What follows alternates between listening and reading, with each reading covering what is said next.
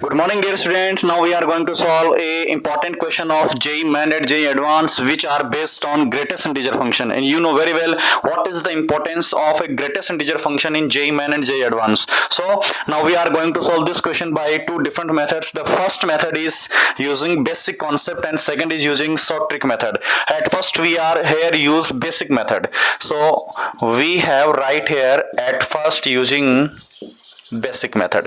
तो प्यारे बच्चों, इस क्वेश्चन को सोल्व करने के लिए अपन बेसिक मेथड का यूज कर रहे हैं। और बेसिक मेथड ये बोलते हैं जब भी हमारे पास ग्रेटेस्ट इंटीजर टाइप का फंक्शन आता है या फिर मॉडुलस फंक्शन आता है तो उस क्वेश्चन को सोल्व करने के लिए बेसिकली अपन यूज में लेते हैं किंग्स रूल।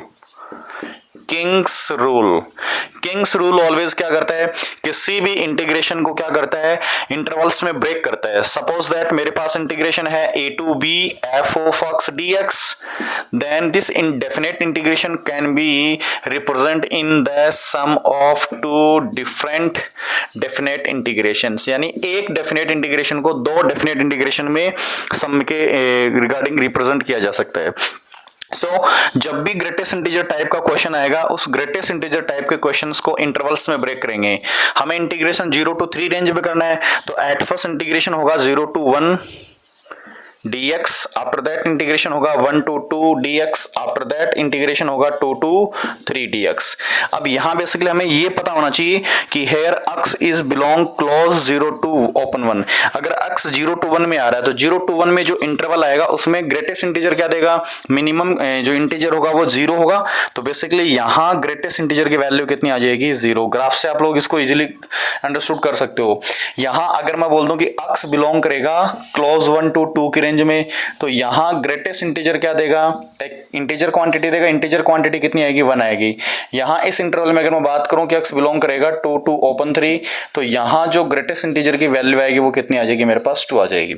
सो ये जो ग्रेटेस्ट इंटीजर की वैल्यू मैं पुट करूंगा यहां 0 हो जाएगा, फिर यहां मेरे पास 1 हो जाएगा, फिर यहां मेरे पास 2 हो जाएगा।